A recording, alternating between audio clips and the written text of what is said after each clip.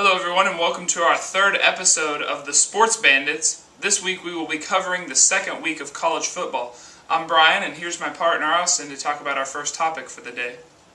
Okay, we're going to talk about the transfer rules in the NCAA. Currently, if you change schools, like you want to transfer from Cal to North Carolina, you'll have to sit out a year unless you're someone like Jeremiah Masoli who's transferring to take graduate level classes that aren't offered at Oregon, the school he was previously at.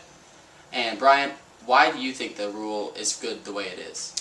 I like the rule the way it is because if you are in a situation to where you can't stay at the school you're at, I think you should be able to transfer and go ahead and play your few years and just get it over with. I think that in the case of Jeremiah Masoli, it was the right thing to do. He didn't really have a choice really to stay at Oregon, so he went to Ole Miss to finish up his schooling, and he's playing there, and obviously it hasn't helped him that much, but that's a different topic. Why do you think the rule needs to be changed, Austin? I think it needs to be changed because he committed violations, he broke team rules, and he was kicked off the team.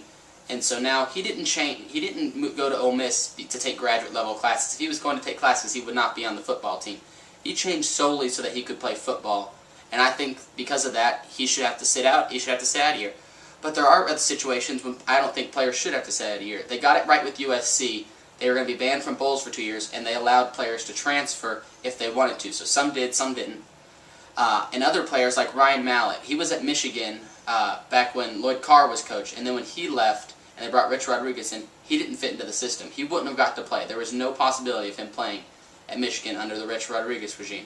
So he had to transfer. He transferred to Arkansas, and he had to sit out a year because of a coaching change and a change in the situation in the football program. A situation like that, I think the NCAA needs to take a look at that and sit and see, hey, this kid doesn't fit with the system. He went to a system that had a coach in Lloyd Carr that fit with him, but once the coach left, the situation didn't fit anymore, and I think they need to change that, and Ryan Mallett shouldn't have had to sit out a year. Going on to this week's games, first we're going to talk about Michigan and Notre Dame, both coming off wins last week. And I think Notre Dame has to win this game if they want to continue their strong start to the season. They need to start with touchdowns, not field goals, if they want to be able to beat Michigan, who showed that they have a high-powered offense last week. They need to use the running backs, Allen and Wood, to open up the passing game for Dane Christ. This is his first year starting. He's only played one game, but had a solid 19 for 26, one touchdown, no interceptions last week. And the Notre Dame defense definitely has to step up and stop Denard Robinson, who went 19 for 22 and had 383 yards combined, passing and rushing. In this game, I think that Michigan has the advantage here.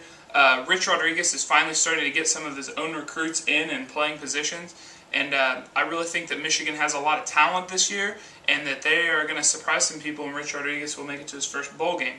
I think Brian Kelly is a good coach and that he can step in, and Notre Dame will have a good season this year, but I really don't think that they'll be able to get past Michigan. The key for Notre Dame would be to stop the Robinsons. Now, the quarterback Robinson was the leading passer and the leading rusher, and then the top receiver was also Robinson. So I think if you're Notre Dame, you got to try to stop the Robinsons, and I just don't think they can do that in this game. Another game of interest this week is South Florida at Florida, both teams coming off wins last week. I think USF has a chance to win this game. They've been a solid team out of the Big East for many years now. They haven't got over that hump. There was a time a few years ago when they were right up there near the top of the rankings, but B.J. Daniels is going to have to find his receivers. Last week against Miami of Ohio, Florida gave up 212 yards of offense. 208 of those were passing. They only gave up 4 rushing yards last week. So the passing game is going to be key for South Florida. But they have to avoid the interception. Florida also did get 4 interceptions off Miami of Ohio last week. And the defense for South Florida has to step up, and they have to strip the ball from Florida, who lost 3 fumbles last week.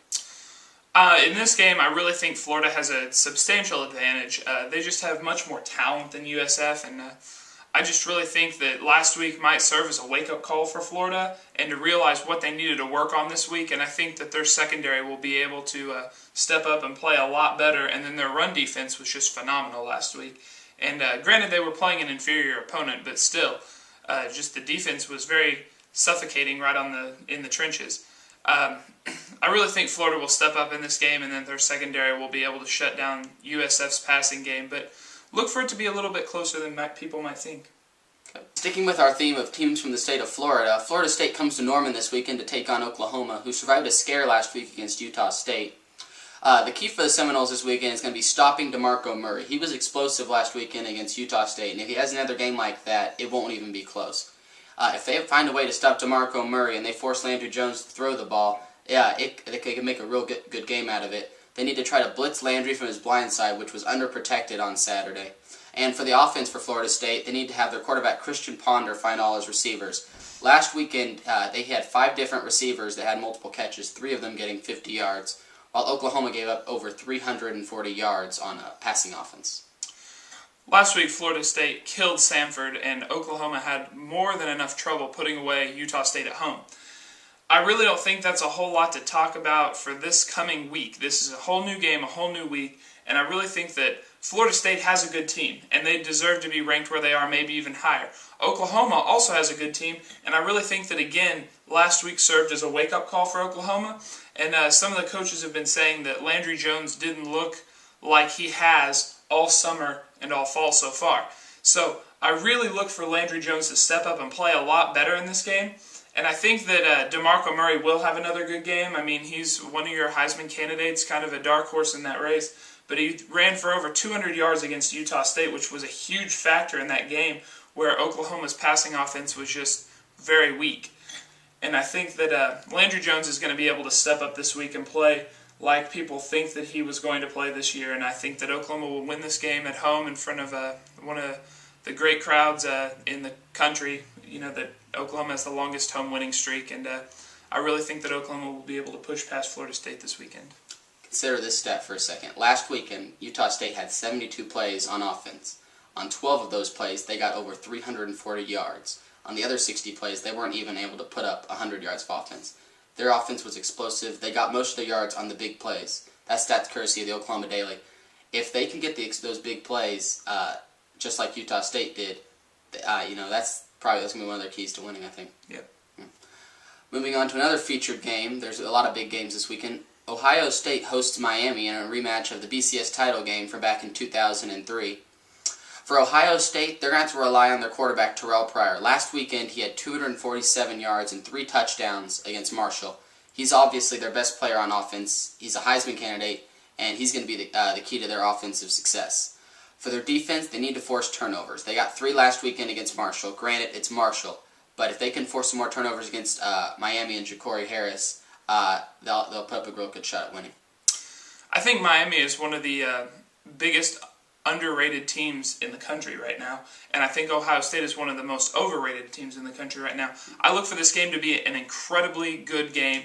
It's being played in Ohio State, which worries me a little bit, but I think that this game might decide who ends up going on to play for a national championship. Miami, coming out of the ACC, doesn't exactly have the hardest schedule the rest of the season. They'll have to play Florida State and some other teams, but I mean, I really think that Miami could make a push if they get past Ohio State here, and I look for Miami to come out and being able to play for that national championship in their mind and being able to give a good fight at Ohio State. And Ja'Cory Harris, I think that he can put up some big numbers and maybe knock off Ohio State in the horseshoe. That'll be a good game. Another good game on Saturday is Penn State traveling down to Tuscaloosa to play Alabama, the current national champions.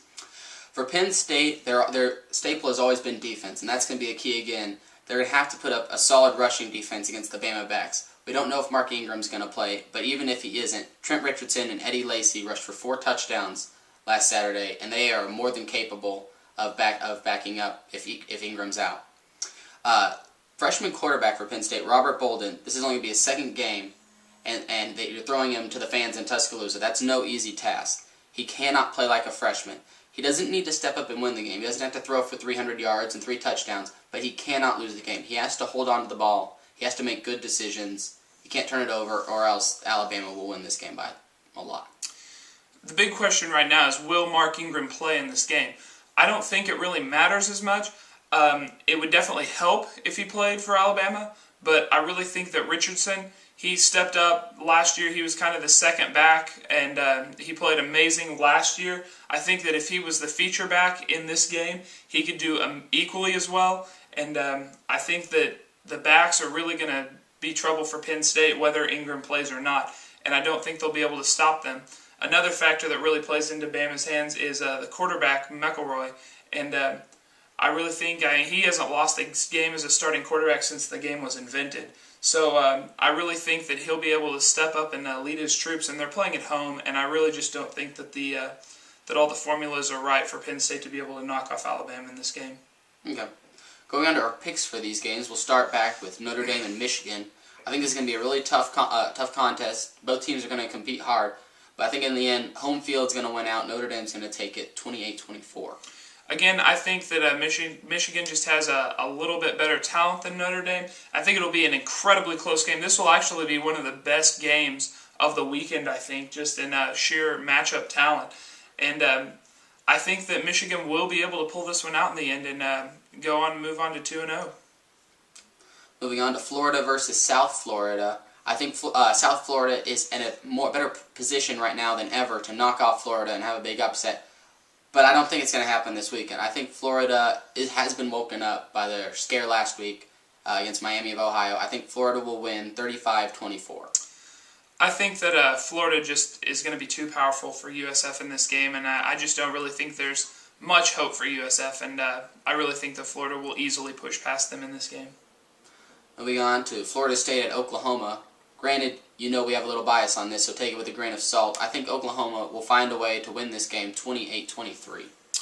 I look for Oklahoma to come out and play strong in front of their home crowd. The crowd was very upset towards the end of the game last week, and I look for them to come out and just put on a show for the fans here in Norman. And I look for OU to struggle at times, but in the end, I think they'll be able to win by around 10 points. Miami visits the Horseshoe to take on Ohio State. I think this is going to be the closest game all weekend. I think it's going to go right down to the wire, and I think Ohio State will pull it out 21-20. Yeah, I think Ohio State's just going to be a little too much for Miami in this game, and they're playing in the Horseshoe, and Ohio State, just all the pageantry and everything that goes into the games in Columbus, and I just really think that Ohio State will look strong, and they'll be able to hold off Miami and move on one step closer to the national championship for this year.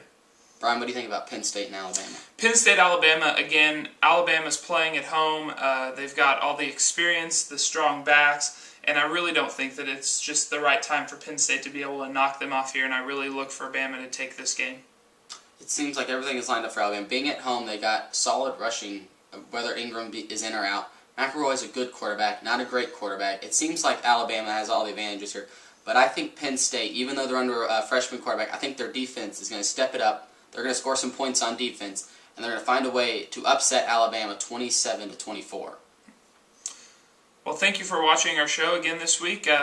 Look for us to come back next week and talk about Week 3. Thank you for watching, and we'll see you next week.